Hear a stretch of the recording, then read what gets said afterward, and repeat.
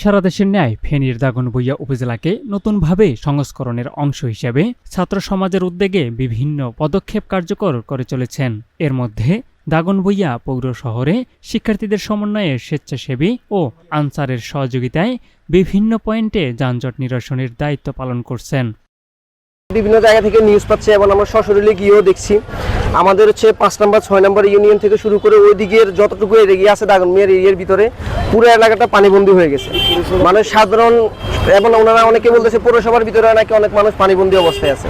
এমন কোনো বাড়ি নেই এবং যেখানে রাস্তার উপরে পানি ওঠে না, এবং আমরা অনেক বাড়ি দেখেছি যেগুলো হচ্ছে গিয়ে ঘরের ভিতরেও পানি ঢুকে গেছে। তো এখন এটার হচ্ছে কি আমরা সমাধান খুঁজতে চেষ্টা করে আপনার খালগুলো পরিদর্শন করতেছিলাম। আমরা দুধমুখের ওই পাশ থেকে খাল পরিদর্শন করতে করতে আসছি এবং আসার পর দাগনভূঞা নামার বাজার যে চৌধুরীহাট রোড আছে আমরা দেখতেছি হচ্ছে সবচেয়ে বড় প্রতিবন্ধকতা এখানে সৃষ্টি হয়েছে। এই জন্য আমরা আমাদের দাগনভূঞা উপজেলায় ইউনো ম্যাডামের সাথে কথা বলছি। উনি আমাদেরকে বলেছে আপনারা যা যা করতেছেন করেন, আমি আপনাদেরকে সর্বোচ্চ সাপোর্ট দেবো।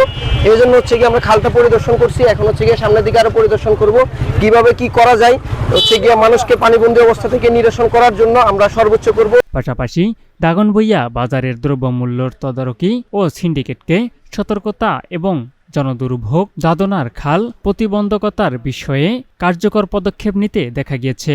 সারাদিন সকাল থেকে আমরা সারা বাজারে যত দোকান আছে, মুদি দোকান, তারপরে গিয়ে মাছ মুরগি যেগুলো দোকান আছে, পোলট্রি, সবগুলোতে আমরা কম বেশ ভিজিট করেছি এবং সবগুলোর সাথে কথা বলে যা বুঝলাম সবার মুখে শুধু একটাই কথা যে সবগুলো আগের পণ্য কিনা, যার কারণে আমরা তাদের প্রতি কোনো প্রকার অ্যাকশন এখনো নিতে পারি নাই।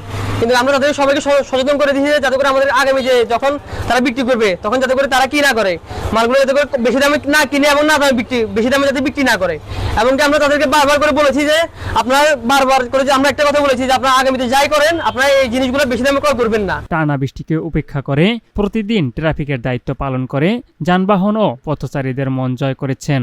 এই নতুন বাংলাদেশকে স্মরণ করতে শহীদদের স্মরণে জনবহুল বিভিন্ন স্থানে দেয়ালে দেয়ালে লিখছেন বিভিন্ন স্লোগান ও শহীদদের প্রতিকৃতি। এই বার্তা আগামী প্রজন্ম ও সবাইকে জানান দেয়ার। ইতিমধ্যে দাগনভূঞা উপজেলার সর্বস্তরের জনগণ শিক্ষার্থীদের এমন উদ্যোগকে সাধুবাদ ও ভূয়সী প্রশংসা করেন।